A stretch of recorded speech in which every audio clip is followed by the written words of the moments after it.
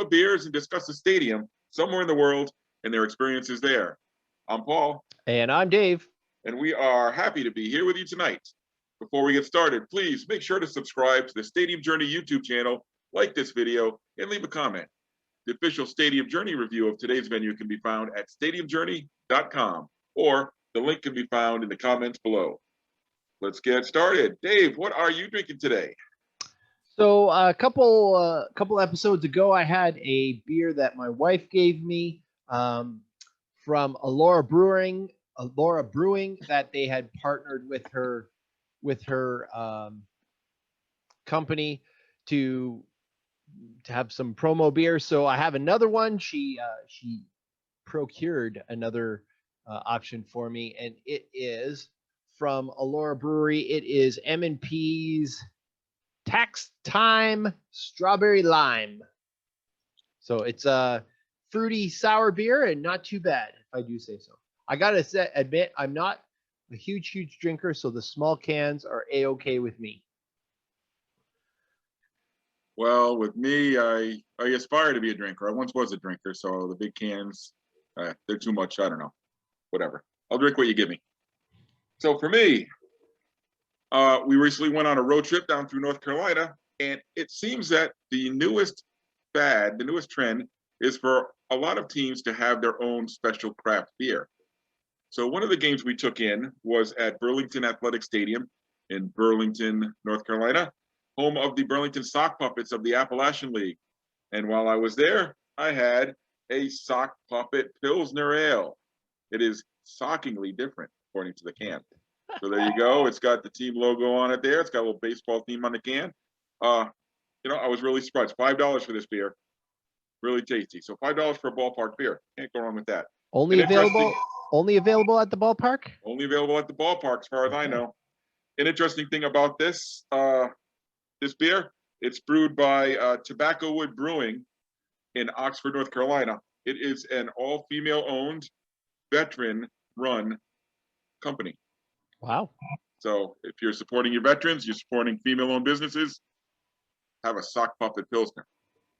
If you were visiting today's destination, you might be drinking a Blue-Eyed Blueberry Blonde from one of our favorite spots, Pearl Street Grill and Brewery, because today we're talking about Sahlen Field, home of the Buffalo Bisons. Before we dive in, let's take a look at the Stadium Vitals.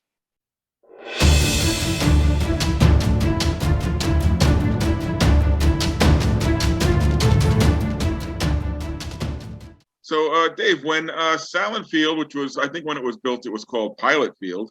Pilot Field, yes. See, look at that. And then it was Coca-Cola Field for a while. Oh, you missed it. It was Tire Park. There you go. And then it was Coca-Cola. Was it Coca-Cola Field or Coca-Cola Park? I think it was Park, but I'm not positive. Allentown was the other one. Anyone from Allentown, you can please correct me there. But anyway, when it was built, they built it with an eye on expanding it. They built it very large. For a minor league ballpark, when it was constructed, sat almost 20,000 people. Mm-hmm. But they had built it with an eye on making it a 35 or 40,000 seat ballpark in case the major leagues ever came calling. So obviously the major leagues didn't come. They decided to expand into other cities. But does Sahlen Field hold up as a very large minor league ballpark, in your opinion? Well, I think it does, mainly because it's in a fairly major league city. In Buffalo, they do have National Hockey League hockey. They do. Some would say. they do have National Football League football. So it's a bigger city for a minor league city. So I think it does. Hold up. And the way it is structured and the way that minor league baseball works, it's not as big a deal. If the attendance is not, bulging it. I can't remember too many places in minor league baseball where I've been sitting in a sellout. You've been to far more than I, but I can't remember too many of them where it was sellout and consistent sellout. Yeah, that doesn't happen very often. And yeah, I think the affiliated minor leagues rely a lot on their subsidies. We are going to have very differing opinions of this ballpark, just to let our listeners be warned. So you're a big fan of this ballpark. Well, I like it. It's interesting in that one thing that they have done absolutely right is they got away from the Cleveland Indians, they got away from the New York Mets, and they have the perfect affiliation now with the Toronto Blue Jays. Because for me in Kitchener, it's 2 hours to Buffalo. It's maybe a little bit less if you're coming from Toronto, but you can tap into that whole Southern Ontario market. So we just talked about the experience at the Rogers Center. Very, very different than Buffalo. Rogers Center being, the retractable roof dome, much more circular. Sahlen Field is a ballpark, right? And a lot of my friends who are much less travelers than I go down to Buffalo and absolutely love it because they think it's the be all end all of ballparks, and are a little surprised when I say, listen, like in the old International League, well, not the the recently old International League, it's probably in the bottom third. I think it's fair to say, and Yes. And not that it's bad, but there have just been so many parks that are much newer. In the International League, I would say it's also one of the oldest. Well, yeah, it was built in 1989. Yeah. Right. So I think now that Pawtucket is gone, it may be the oldest in the league. Norfolk, I'm not sure where that's at. I think that was 90s, but I'm not positive. But yeah, I was going to say probably around the same era. Mm. But other than that, Yeah. So one thing that we can absolutely agree on about the ballpark in Buffalo is it's got a fantastic location. It does. It's a great spot. You can, you got a 2 or 3 block walk up to the KeyBank Center where the Sabres play. They have the new Harbor Center, which is right by there, and there's some hotels around there. And the more you go to Buffalo, the more easy it is to find those little spots to go and eat. Yep. Do I want to stop at eat, or do I want to keep going and say go and eat chicken wings? Yeah. Well, there's more to Buffalo than just chicken wings. Apparently, really. They keep telling me. However, I am in a comfortable little rut when I hit Pearl Street Grill, which is my absolute favorite place to go. If I'm going to pick a spot,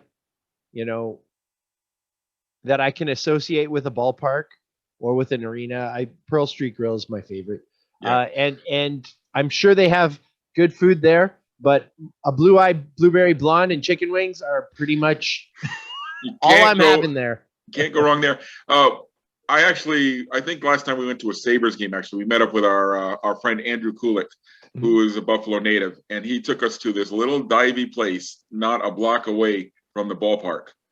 And oh my God, the chicken wings we had there. Washington Square. Yes. Yes, Washington Square is a little hole in the wall, but fantastic chicken wings. Yes. And it's one of those places where they serve you your beers in a little plastic cup. And that's the kind of place it is, and that's all right.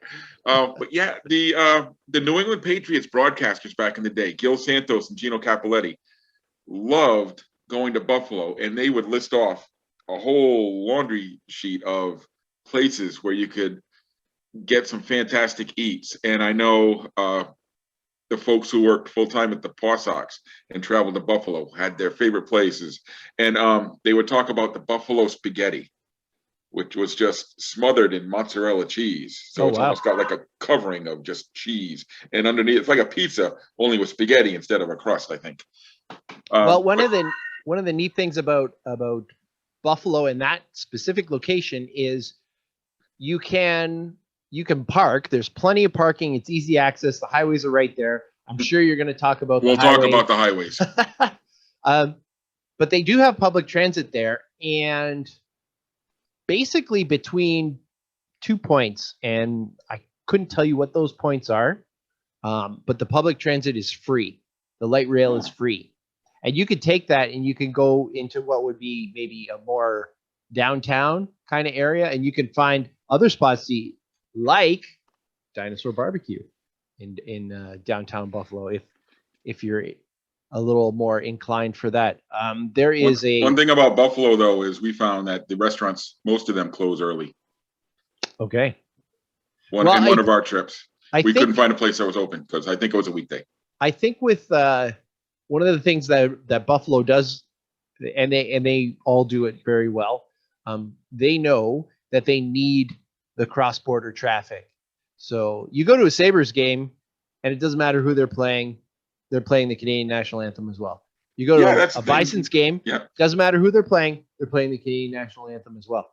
Why? Because there are so many of us that will go and cross the border, and yeah, it's a nice little nod to know that, you know, they appreciate our dollars. I know at one point they had special nights where you could get like Canadian cash at par and all that kind of stuff. So that's big. Yeah, well, now it is big. Maybe they don't do it so much anymore. Yeah, they found out they were losing a lot of money doing that. Yeah, Buffalo is no one ever mentions, hey, Buffalo's one of my favorite cities to visit, but you know what? It's one of my favorite cities to visit. It's so close for us that it's not a wow city. It's because, you know, we go, it's a day trip. It's a there and back, no problem. You know, we go home after the game. So, but yeah, I enjoy going to Buffalo very much, very much. And if you're traveling to the area, you pair it up with Niagara Falls, and you got yourself a great weekend. So the ballpark. Let's talk about the ballpark. I'm going to tell you some of the things I don't like about it. We talk a lot about a ballpark having that wow factor, that view, that great beyond the outfield, PNC Park in Pittsfield, with Pittsburgh, with the city skyline. You got Charlotte with the city skyline. You got Salt Lake with the mountains behind it. And in Buffalo, you've got a freeway off ramp. That's true. That's true. And I knew you were going to bring this up, and I actually thought about it. The sun goes down. I'm sure it has to the do other way with the position of the sun. Yeah, absolutely. It really does. Now, on the flip side, if you are driving down the highway, or, you know, that's the interstate that, you know, you take that all the way to Rochester, Syracuse, Albany, right on down to New York City. For Canadians, it sure drums up a lot of interest. Whoa, look at that. You can look right in, you know. Now that's an outside looking in, of course. But no, I understand what you're saying. I just don't know what the alternative option. No, and there probably wasn't. And there's nothing wrong with a ballpark being close to the highway for accessibility. And so it's just, to me, it's like, you know, I don't know. That might be better than looking at nothing or looking at trees, but it's just something different. The ballpark, when I was there, it seemed pretty aged. The seats had all faded. I think they were bright red when they built the ballpark. They were kind of a dull orange during my visit. Yeah, it has been a process. So I'm not sure when you were there last, but systematically they are replacing the seats. So I think they've got pretty much the whole lower level replaced now with the traditional kind of green seats. Whether they actually replace the upper deck or not, I'm not sure how in the cards that is. Because let's face it, there are not a ton of days where, you know, you got a ton of people up there. There are not right. That many days where it's sold out. Now, of course, you know, coming off of 2 years or a year and a half where they had the Blue Jays there, and I'm sure they got a nice facelift over the last couple of years. They did. You know, even things that we don't really think about as travelers, as non-players, you know, lighting. The big, huge lighting upgrade, clubhouses, you know, all those kinds of things that are, you know, underneath. I know that the Blue Jays put in a lot of money to make it more comfortable for major league players going in.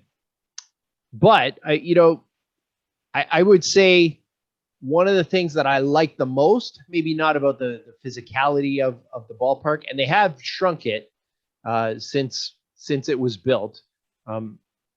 They built a picnic area kind of thing. Now it doesn't have that kind of minor league sort of natural, berm feel to it. It's basically like a big grandstand sort of built up, but that all used to be seats out there too. So right. So that capacity has been shrunk.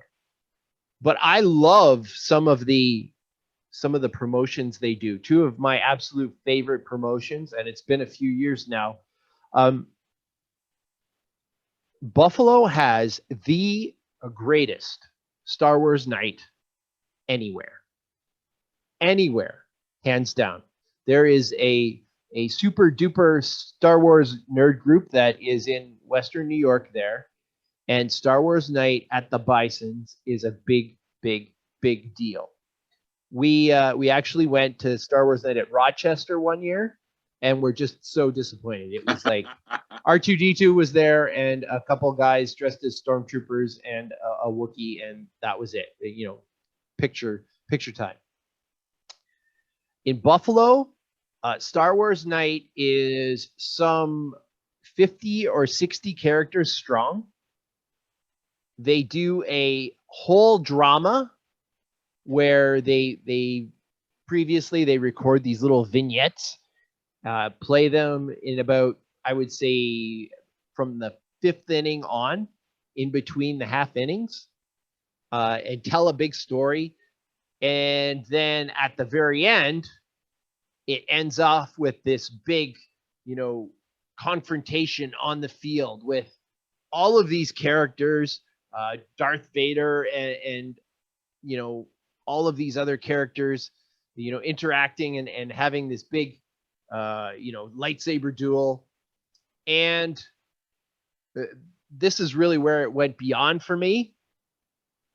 For a number of years, it was to be continued. So the story would be to be continued, as in next year at Star Wars Night, to be continued.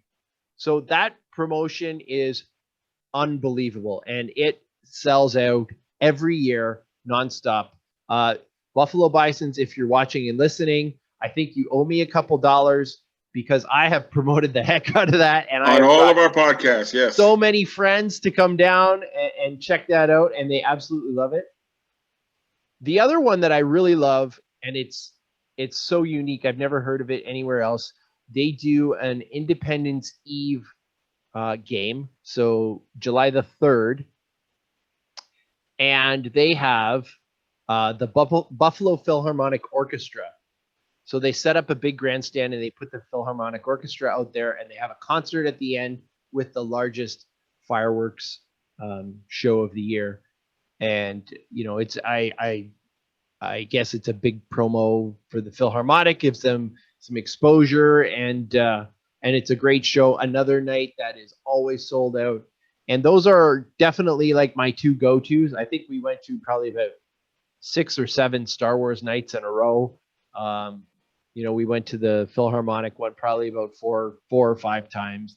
An absolute blast. All right, so I don't want to paint too rosy a picture of this ballpark that I'm not a fan of.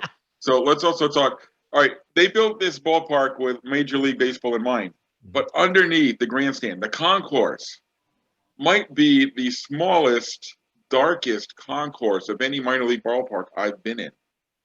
Yeah, it is definitely a product of the 80s, and you can tell.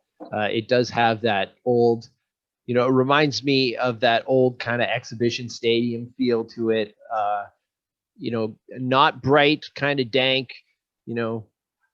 It's not terrible, but it's not spectacular. Part of that is, and I'm not sure if there is another Triple-A ballpark that has an upper deck. I'm just saying, my point with the concourse is it's perfectly adequate for your average Bison's crowd, but I can't imagine what that would look like. You know what? Richmond's got a worse concourse anyway. And that's why they're not Triple-A anymore. I can't imagine a full crowd in that ballpark with that tiny concourse and those dark bathrooms and stuff like that. Yeah, when we go to those games, we go to Star Wars night. Like we get there right when it opens, and you do all your stuff, and you get your food, and then you don't go back out. It's lines are huge. They do a lot of pre-sales for those, so you pre-purchase your lightsaber. You can pre-purchase food packs or whatever, and you go down and you just get your hot dog and your drink, and you just zoom in and zoom out. So yeah, I agree. On those days, we're definitely sitting and trying not to leave the seats too much. Yeah. And two other negative points, because, and you know what, I don't want to say that I hate this ballpark. I don't hate it. It's just on the rankings of all the international ballparks, it is, like you said, bottom third. Bottom, maybe in the medal contenders of my bottom three. But anyway, they got the ugliest mascots in all of the minor leagues. I don't know what the heck is up with one of those buffaloes, but I don't know. It doesn't look like a buffalo. It looks like a nose. And that beef on weck. I like beef on weck. I tried beef on weck once because, you know what, I'll try anything. And the beef is great, but the weck is whack, man. I like beef on weck. And actually, I was going to say it's my go-to every time at that ballpark. And like I said, I'm not the greatest at trying a whole lot of things when I find something I like. So we head right for Charlie the Butcher beef on weck right away. And that's that. It's a Kimball Weck roll. You gotta, it might not be your cup of tea. It's just my taste. Not that it was bad. It's just not for me. Yeah, no, with a little bit of horseradish on it, perfect. Funny story. One of the things that is popular there also are pizza logs. They're kind of a Buffalo thing, and my son once got. They also have apple logs, which is basically the same sort of thing, like a deep fried dough with like apple pie filling in it. So he asked for apple logs, and the apple logs come with like this, like a caramel sauce or whatever. So great, no problem. Got his caramel sauce open, got sitting down, dunk, caramel, and a pizza log. Oh. That doesn't sound good. That doesn't sound good at all. I think, I think he actually just kept eating. Well, he's a kid, so stomach's a little tougher. Hey, at that made me think of the celery race, the chicken wing race that they have for the mascots. Yep. That's a lot of fun. Celery. Did they retire? They retired celery. One victory out of a billion losses, or however many. He won the last one, and they, they do a pretty good job of building all that stuff up. One thing, it's not open on those big days, but most of the other days, they have a cute little museum. And when I say little, I mean little. It's like a little room that's got a bunch of little artifacts to it. And, the Bisons have as long a history in minor league baseball as anybody. I think, their first championship was in like the 1880s or 1890s or something like that. So a little touch of history in there is nice. And if you talk to our friend Pete Farrell, he will never forget to remind you that Buffalo was slated to be an original American League city, but they got booted at the last minute for who? For Boston. So that's where we'll wrap up our look at Sahlen Field in Buffalo. We hope to see you at the ballpark real soon. Thanks for joining us on these stadium journeys. Thank you. Cheers. Cheers.